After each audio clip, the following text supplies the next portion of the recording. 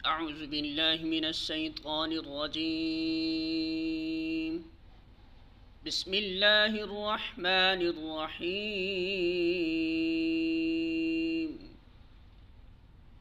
الذين يذكرون الله قياما وقعودا وعلى جنوبهم ويتفكرون في خلق السماوات والأرض ربنا ما خلقت هذا باطلا سبحانك فقنا عذاب النار.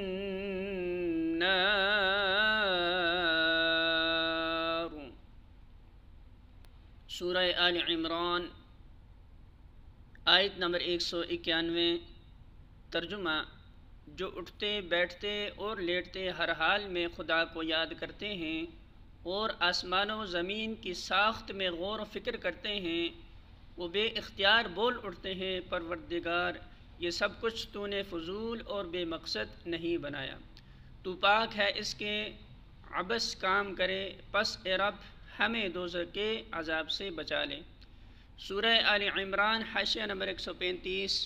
یعنی ان نشانیوں سے ہر شخص بآسانی حقیقت تک پہنچ سکتا ہے بشرطے کہ وہ خدا سے غافل نہ ہو اور آثار کائنات کو جانوروں کی طرح نہ دیکھے بلکہ غور و فکر کے ساتھ مشاہدہ کرے.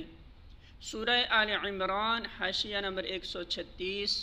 جب وہ نظام کائنات کا بغور مشاہدہ کرتے ہیں تو یہ حقیقت ان پر کھل جاتی ہے کہ یہ سراسر ایک حکیمانہ نظام ہے، اور یہ بات سراسر حکمت کے خلاف ہے کہ جس مخلوق میں اللہ نے اخلاقی حس پیدا کی ہو، جسے تصرف کے اختیارات دیے ہوں، جسے عقل و تمیز عطا کی ہو، اس سے اس کی حیات دنیا کے اعمال پر باز پرس نہ ہو اور اسے نیکی پر جزا اور بدی پر سزا نہ دی جائے. اسی طرح نظام کائنات پر غور و فکر کرنے سے انہیں آخرت کا یقین حاصل ہو جاتا ہے اور وہ خدا کی سزا سے پناہ مانگنے لگتے ہیں.